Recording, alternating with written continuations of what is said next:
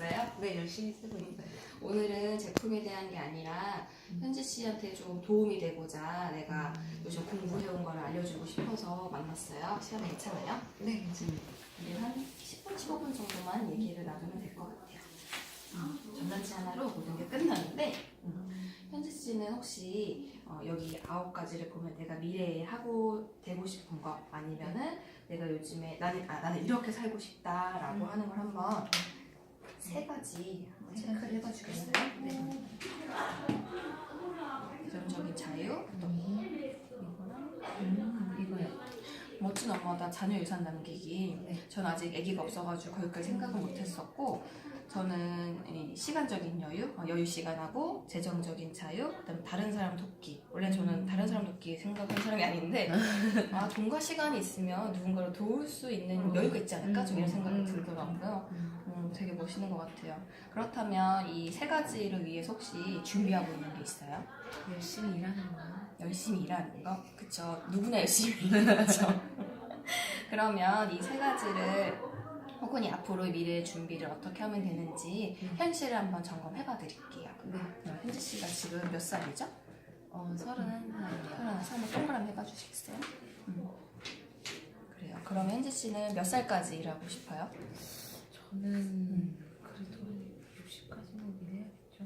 60까지? 약 한 30년 정도 되네요. 그죠? 이야. 아직 우리에게 일할 시간이 남아있어요. 맞아. 30년. 그럼 현지 씨는 몇 살까지 살고 싶어요? 저요? 올해요. 올해? 오래오래 살고 싶어요. 몇 개 똥 치를 때까지? 똥칠하기 전까지만.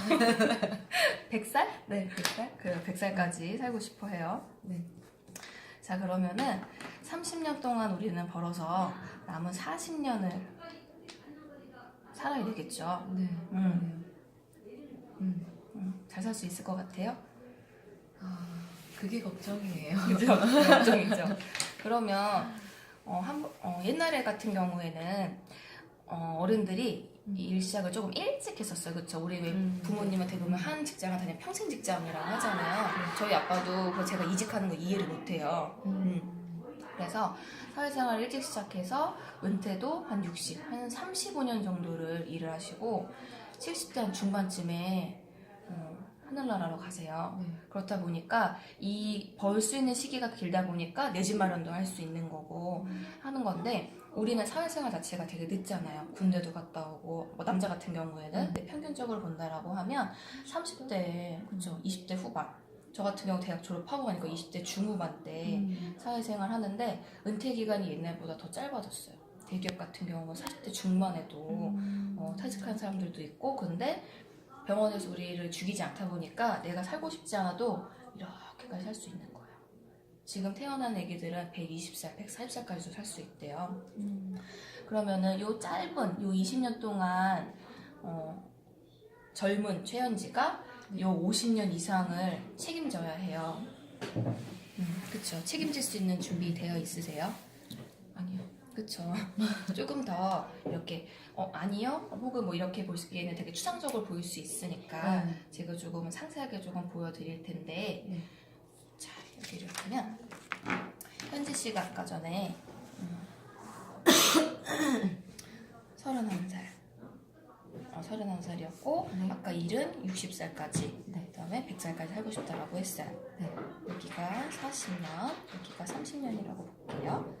현지 씨는 그럼 한 달에 60살 이후에 한 남편이랑 먹고 살 때 얼마 정도 있으면 이 정도는 평범하게 살 수 있겠다 라고 하는 금액 혹시 있어요?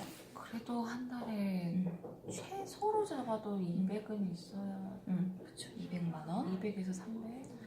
최소로 잡아볼까요? 최소로 그러면 200만 원 한번 잡아볼게요. 자, 그러면 우리는 한 달에 200만 원씩 쓰면 된다고 했어요. 여기에서 40년 그 다음에 한 달이 12달이니까 이거 한번 계산해봐 주시겠어요? 우리가 이 40년 사는 동안 얼마가 있으면 되는지 200 곱하기 40 곱하기 12 9억 6천. 현지씨 걱정하지 말아요. 지금 젊잖아요. 9억 6천은 30년 동안 안에 벌면 돼요. 제가요?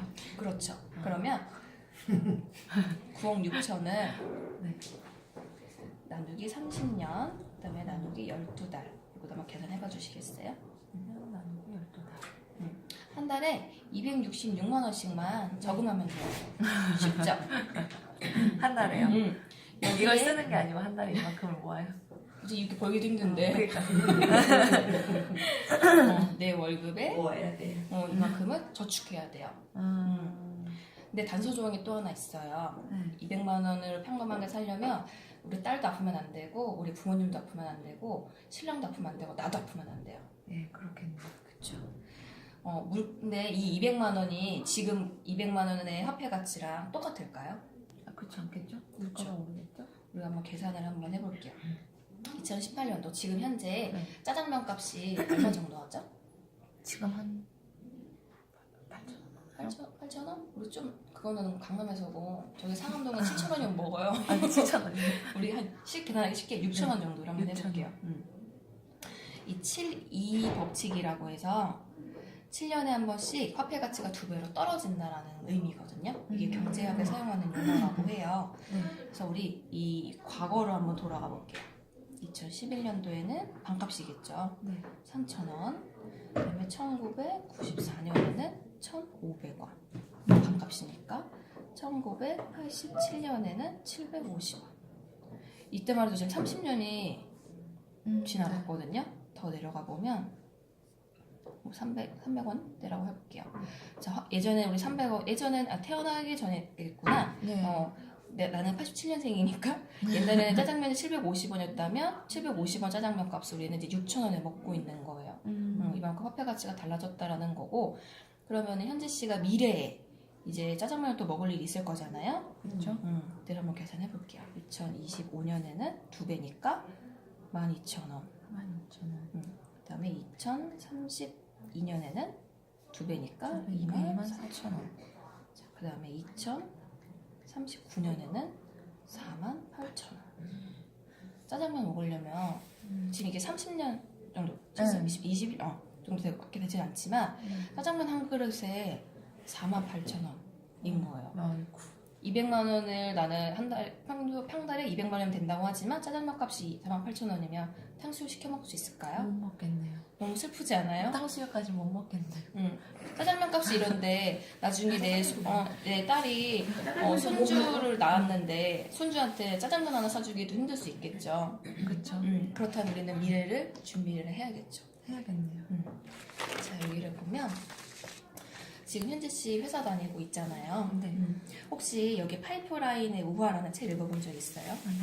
들어본 적 없어요? 네.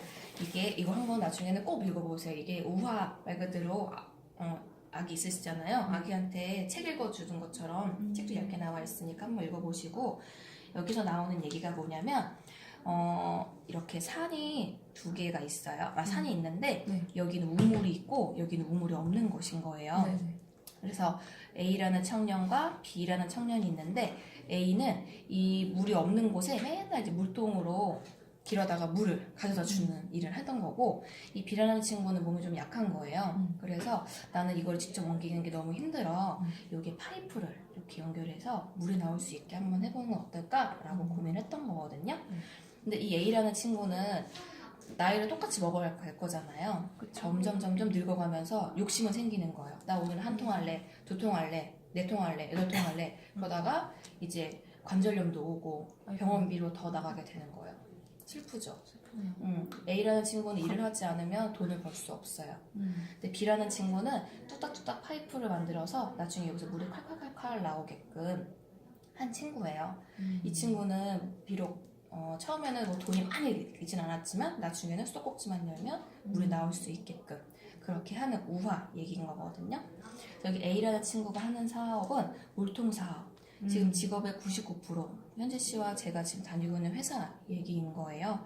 여기 보면은 일을 하지 않으면 수입이 없음. 그렇죠. 우리가 아프거나 다치면 일을 할 수 없으니까 돈을 벌 수가 없겠죠. 네. 근데 이 B라는 친구가 하는 건 이 시스템적인 사업이에요. 여기 빨간색 보면 일을 그만둬도 수입이 지속적으로 발생하는 권리소득이라는 거죠. 여기 현지 씨는 이 얘기 들었을 때 그럼 어떤 일을 해야 할 것 같아요? 당연히 이거를 그렇죠. 시스템적 사업을 해야겠죠. 지금 여기에 요 표를 한번 보면 로버트 기요사키라는 분이 책을 쓰신 게 있어요. 여기서 책에서 무슨 얘기를 하냐면 이 전 세계에 있는 현금에 대한 흐름에 대해서 얘기를 해주는 거거든요. 보면은 95%의 사람들이 5%의 돈을 나눠 갖는 게 우리처럼 월급 받는 사람들이거나 가게를 하고 있는 자영업자라고 해요. 이분들도 노동하고 소득을 맞바꿨다. 쉽게 생각하면 5만 원 돈을 95명에 나눠 갖는다라고 생각을 하면 돼요. 그렇죠. 되게 몇백 원밖에 못 가질 거잖아요. 근데 여기에 보면은 사업가, 투자가라는 게 있죠. 이분들은 5%의 사람들밖에 없대요. 말 그대로 95만 원 돈을 5명에서 나눠 갖는 거. 몇십만 원씩 가져가겠죠. 이분들이 가지고 있는 게 권리소득. 보면은 이 물통사업이 여기 노동소득을 벌고 계신 분들인 거고 이 시스템 사업이 여기 있는 권리소득을 벌고 계신 거예요. 근데 여기는 로버트 기요사키라는 분이 우리는 개인의 사업을 해야 된다. 여기 자기만의 사업을 해야 된다라고 책을 쓰신 거거든요. 근데 자기만의 사업을 하기 위해 할 수 있는 그 방법을 써준 책이에요.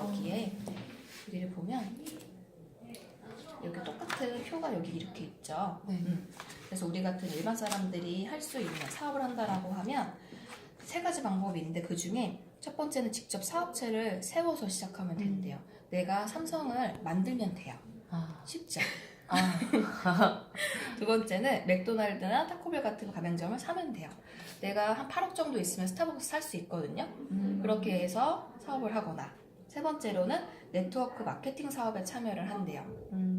네트워크 마케팅 사업이라고 하는 건 쉽게 말해서 첫 번째는 내가 비행기를 타고 제주도를 간다라고 생각을 했을 때 이거는 비행기를 만들어서 가면 되는 거고요. 제주도를. 두 번째로는 비행기를 사서 가면 되는 거예요. 세 번째는 비행기를 타고 가면 돼요. 뭐 어떤 방법이 쉬울까요? 타고 가야죠. 그렇죠. 타고 가야죠. 일반적인 생각이라고 하면. 자, 그러면 일반적인 사람들이 이런 사업을 하고자 일반적인 사람들이 성공하기 위한 혹은 내가 권리소득을 벌 수 있는 방법은 사업이라는 걸 해야 되는데요. 그 사업이 유통사업을 해야 된다라고 저는 이 책에서 얘기를 하고 있어요. 우리는 뭐 70년대, 80년대를 보면 이 생산가가 200원이었던 상품이 광고나 뭐 총판이나 도소매를 통해서 1,000원 정도의 유통비가 발생된 상태에서 우리 1,000원에 구매를 했었었고 요즘에는 우리 뭐 샴푸 치약 같은 거 살 때 어디서 사요? 인터넷? 그렇죠. 아니면 뭐 2+1, 1+1일 때 마트 가서 막 사재기 하잖아요. 똑같이 200원이 원가 상품을 조금 중간 유통이 간소화됐어요. 그렇다 보니까 1,000원 샀던 걸 이제 800원에 사죠. 혹은 뭐 내 주변에 네트워크를 또 하는 친구들이 있잖아요. 뭐 아메이도 있을 수 있고 뭐 등등등 하는 친구 거기서 그 제품들은 혹은 이 원가보다는 조금 더 좋은 원료로 사용을 하지만 직거래 방식이기 때문에 내가 얻어가는 혹은 구매해가는 유통 가격은 조금 더 저렴할 수 있겠죠. 만약에 내가 샴푸, 뭐 치약 샴푸 쓰죠. 네. 뭐 바디워시, 화장품 다 쓰죠. 그렇죠, 다 쓰죠. 근데 만약에 내가 그 제품들을 사용을 함으로써 다 똑같이 사용을 하는 거잖아요. 근데 브랜드 체인지만으로 내가 그 제품을 사용함으로써 내가 소득이 발생이 된다라고 하면 좋을 것 같아요. 완전 좋을 것 같아요. 완전 좋죠. 그렇죠. 그러면 그 완전 좋은 게 여기를 보면 내가 네트워크 제품 제품을 사용함으로써 8% 캐시백을 또 받을 수가 있어요. 우리가 이마트에서 1,000만 원어치를 사면 몇 프로 정도 캐시백 주는지 알아요? 글쎄요, 받아본 적이 없어가지고. 그쵸. 저도 자꾸 잘 정리 안 해요. 까먹고. 0.1, 2% 정도만 준대요. 내가 1,000만 원어치 사면은 한 8,000원? 8,000원 정도 준다라는 거예요. 그런데 네트워크 여기에서는 1,000만 원을 구매하면 8%인 80만 원을 준다라는 거예요. 차이가 어마어마하죠.